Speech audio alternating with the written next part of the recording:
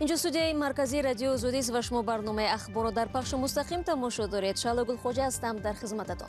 Нахуст аз сархати мавзӯи барномаи имрӯз 23 сентябр мегӯем. наздикони Ёқуб Салимов ҷой доштани ҳамла ба манзили собиқ вазири корҳои дохилиро рад мекунанд. кумаке аҳди коронавирус барои хонаводаҳои камбизоат дар Тоҷикистон. баъзеҳо гирифтанд, баъзеҳо мунтазир. چند بار رفتم همین 3 ماه چند بار رفتم گفتن که این روز میشه پگاه میشه بار رفتم گفتن که خیلی بینیم اگر گذشته باشی و انتخابات در شرایط پاندемия در نقطه‌های رایدهی توجیکستان آمادگی به قبول آوازدهنده‌ها جریان دارد. اول دستای آنها رو ما انتیسپتیک وای کردیم و участки انتخاباتی وارد می‌گردیم. شب دیروز از маҳбаси доғистон дар Русия 6 зиндонӣ фирор кардааст. яке аз онҳо шаҳрванди 30 солаи Тоҷикистон будааст. сарраёсати иҷрои ҷазои ҷиноӣ дар доғистон имрӯз бо нашри як исорот гуфт маҳбусон тариқи нақби дастсохт аз муассисаи ислоҳӣ дар деҳоти Шамхал гурехтанд. расонаҳои маҳаллӣ акс ва маълумотномаи маҳбусони фирориро нашр намуданд. дар миёни онҳо исми Шамил Бойматов, зодаи ноҳияи Ёвон ҳам ҳаст. Бойматов соли 2016 боздошт шуда барои ғайриқонунӣ ба даст овардан ва нигаҳдории маводи мухаддир ба 12 соли зиндон маҳкум шудааст. айни замон мақомоти Русия амалиёти ҷустуҷӯи зиндониёни фирориро шурӯъ карданд. тибқи омори охирин дар зиндонҳои Русия беш аз 7000 шаҳрвандони Тоҷикистон адои ҷазо мекунанд. мақомоти интизомии Тоҷикистон хабари ҳамла ба манзили Ёқуб Салимов, собиқ вазири корҳои дохилӣ дар шаҳри Душанберо рад мекунанд. хабари ҳамла дар 3 ҳафтаи пешро ки дирӯз сомонаи Ахборком нашр кард, дарҳол вокуниши писари Ёқуб Салимовро дар шабакаи фейсбук ба бор овард. ба ин баҳс Авангард, яке аз созмонҳои тарафдори ҳукумати Тоҷикистон низ ҳамроҳ шуда бо лаҳни шадид воқеият надоштани ин хабарро инкор кард. Мирзонаби Холиқзод аз пай омӯзиши ин мавзӯъ буд ва ҳоло имкон дорем тафсилотро аз ӯ бишнавем. дуруд бар шумо. асли баҳс аз куҷо сарчашма мегирад ва наздикони Ёқуб Салимову мақомоти умури дохилӣ дар ин бора ба шумо чӣ гуфтанд?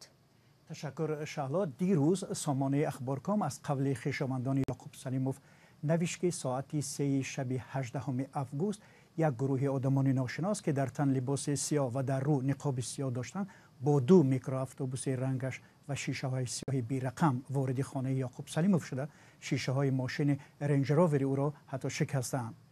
Ёқуб Салимов билофосила ба вазорати корҳои дохилӣ хабар додааст ва то бирун баромадааст ки ҳамлагарон фирор карданд. ҳангоми фирор онҳо бо як лаҳни пур аз дашном ба тарафи Ёқуб Салимов фарёд кашиданд ки хоини ватан то ҳоло боз нақшаи табаддулот дорӣ. ба гуфтаи ҳамсӯҳбати Ахборком бо гузашти беш аз як моҳ мақомот то ҳол натавонистанд ҳамлагарон ба манзили вазири собиқи корҳои дохилиро муайян ва дастгирӣ кунанд. вале талошҳои мо аз инҷо ва ҳамкоронамон дар Душанбе то кунун нишон дод ки ҳам мақомоти умури дохила ва ҳам пайвандони Ёқуб Салимов воқеият доштани ин хабарро рад мекунанд. خب به هر حال تا کنون مقامات به طور رسمی به خبر حمله واکنش نشان ندادند. طور معلوم یعقوب سلیموف از محبس در سال 2016 رها شد. آیا تا این دم به او همچنین حالتی رخ داده بود؟ ببینید به این شکلی که حمله یا کدام سوی قصد رخ نداده است، ولی یعقوب سلیموف بعد رهاییش از محبس برای کتابخانه زندان رقم اول دوشنبه حدود 300 دانه کتاب‌های بدیهی تاریخی می‌خواست تقدیم کند. اما مقامات ریاست زندانها کتاب‌های او را بلافاصله پس گرداندند و قبول نکردند. دیگر طی این چند سال تا جای خود یعقوب سلیموف در صحبت با رادیو آزادی و با دیگر رسانه‌ها گفت با طبابت پایهایش و چشمانش مشغول بود و طبق آخرین خبر وزیر سابق امور داخلی تاجیکستان بعد 2 سال رهایی از زندان صاحب دوگانه یک پسر و یک دختر شد و به زندگی آرامش ادامه می‌دهد. یعقوب سلیموف در شبکه اجتماعی فیسبوک صفحه خودش را باز کرده بود ولی با سبب‌های برای ما نامعلوم تا کنون ظاهر نمی‌شود. یادآور می‌شوم که سال 2005 دادگاه عالی تاجیکستان یعقوب سلیموف را با جرم‌های سنگین چون خیانت به وطن، کوشش غصب حکومت، راهزنی و سوء استفاده از منصب به 15 سال زندان با مصادره مال و ملک محکوم کرده بود. یعقوب را از اردن و مکافات دولتی هم و همچنین از عنوان گنرال نیز محروم کرده بودند. سپاس برای صحبت مفصل با شما. و دوستان عزیز، اگر تا آخر برنامه خبری ما را همراهی کنید خواهید دید که تقسیم کمک پولی وعدگی به عائله های کمبیزاات در تاجیکستان چگونه عملی می شود. از آمادگی های قطعه های رایدهی به انتخابات قریب الوقوع پرزیدنتی برایتان گزارش پیشنهاد میکنیم و با آنهایی که دیر باز آرزوی آموزش زبان انگلیسی را داشتند یک جوان تاجیک راه آسان و جالب را نشان میدهد. اما قبل از تقدیم این مطالب یک آگهی داریم، با ما بمانید.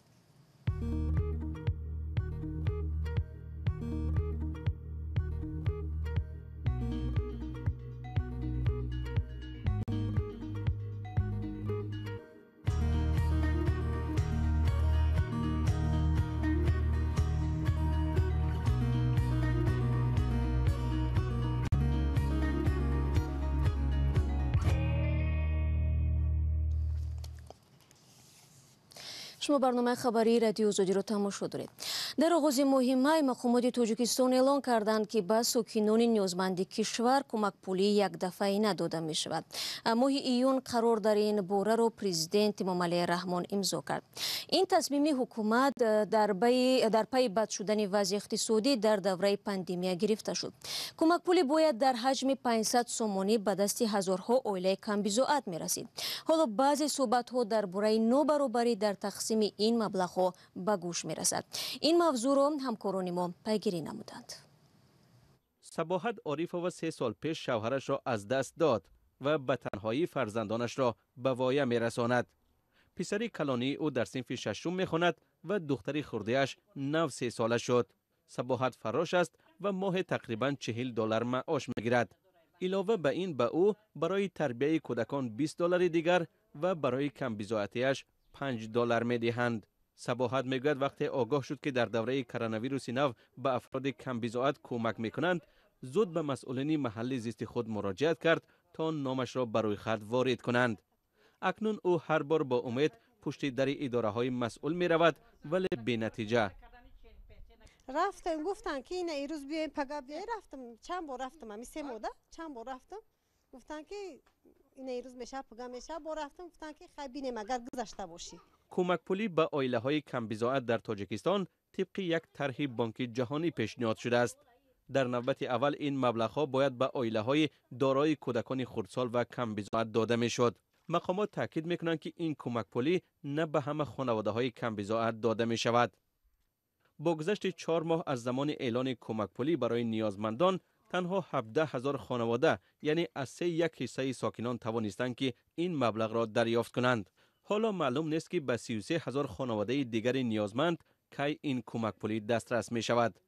مقامات میگویند فهرست دوم کمک گرنده ها آماده می شود و باید تا آخر ماه سپتامبر این مبلغ به آنها داده شود. معنا داره کمبیزات، معنای نفقه برای نیست. کمبیزات 1 سال از روز مراجعه تا مراجعه دیگه 1 سال میگذره، بعدا باز از نه حجت جمع میکنه. کمبیزات این نه نفقه است نه یگان کمک پولی. وقتی که ویا حجت رو پیشنهاد میکنن، آیا اعضای عائله را همه حجتاش پیشنهاد کردن یا نه؟ هم شهادتنامه کودک یعنی. در گذشته مقامات تاجیکستان را برای تقسیم نادرست یا خش و تباربازی هنگام ارائه کمک‌های بین المللی تنقید کردند. اما وزیر مالیه تاجیکستان در یک صحبتش گفت که شفافیت خرج مبلغ‌ها را تأمین می‌کنند. بنا به آمار رسمی در تاجیکستان 182,000 خانواده کمبیزاات به شمار می‌روند. ولی با شروع پاندمی کرونا ویروس و از کار محروم شدن صدها نفر در تاجیکستان و روسیه، احتمال می‌رود شماره چنین خانواده‌ها بیشتر شده باشد. برنامه خبری رو ادامه می‌دهیم. تو انتخابات پرزیدنتی در تاجیکستان 18 روز دیگر باقی مانده است. در نقطه‌های رایدهی آمادگی به قبول آوازدهنده‌ها جریان دارد. مسئولان کمیسیون مرکزی انتخابات گفتند به این معرکه سیاسی در سراسر کشور 68 حوزه و بیش از 3000 قطعه آوازدهی راه‌اندازی شده است. رقابت برای کرسی پرزیدنتی میان 5 نامزد صورت می‌گیرد. سروینوز روح‌الله و شهلای عبدالله از آمادگی خطه‌های رایدهی دیدن کردند. این یکی از قطعه‌های آوازدهی در ناحیه شاه منصوری پایتخت است. مسئولین به انتخابات پرزیدنتی در اکثر حوزه و اوچاسکه‌های رایدهی با نگاه داشت قاعده‌های بهداشتی آمادگی می‌گیرند تا صحت ساکنان حفظ شود. тамоми воридшавандаҳо пеш аз ҳама ба тамоми воситаҳои муҳофизатӣ ва воситаҳои ва маҳлулҳои антисептикӣ аввал дастҳои онҳоро мо антисептик вай карда ба участки интихоботӣ ворид мегарданд. 11 октябр дар Тоҷикистон интихоботи президентӣ барои аввалин бор дар шароити пандемияи COVID-19 баргузор мешавад.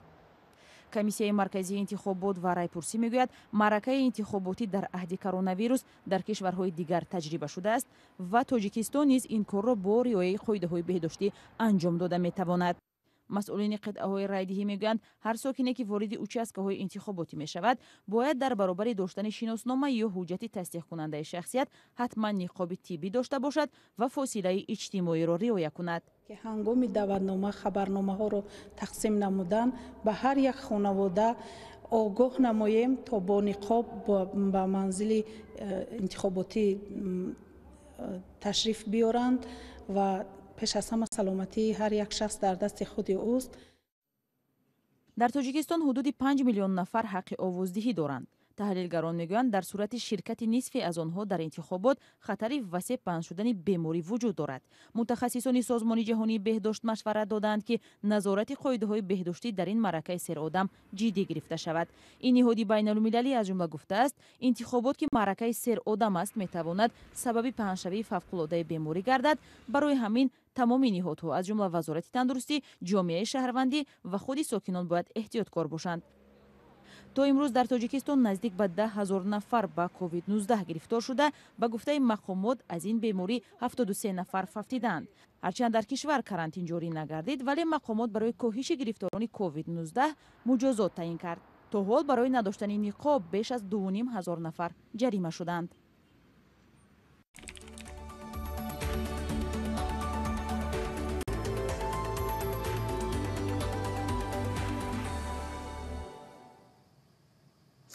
осон ва ройгон таҳти ин шуор як ҷавони англисидони тоҷик талош дорад бо шеваи ҷолиб забони хориҷиро ба ҳамсолонаш таълим бидиҳад.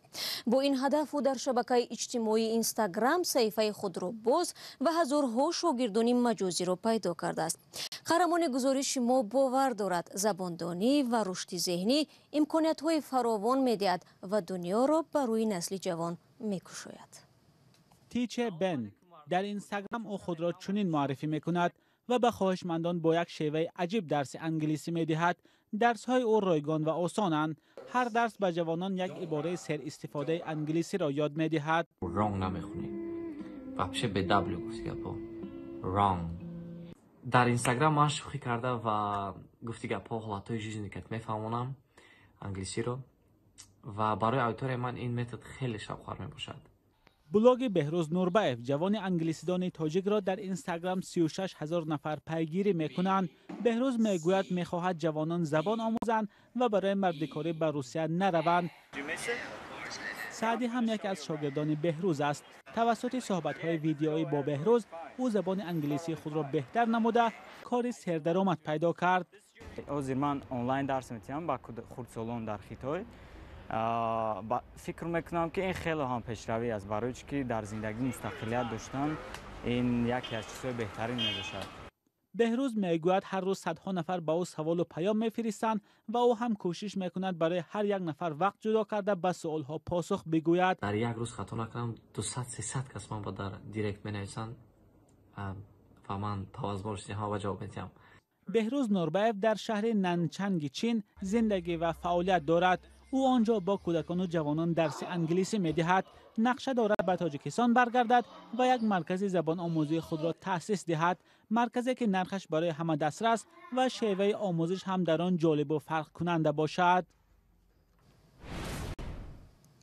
دوستان عزیز فرصتی برنامه ما اینجا به پایان میرسد. اخباری از این بیشتر رو در سامانه رادیو آزادی زیر نشانی www.azodi.org بخوانید و نوارهای روز رو چون همیشه در صفحه آزادی ویدیو در یوتیوب ببینید. یادتان نرود فردا صبح بر وقت در نوید بامدادی همه شما رو با خبرهای نو و تازه منتظرم. تا آن دم خود را احتیاط کنید.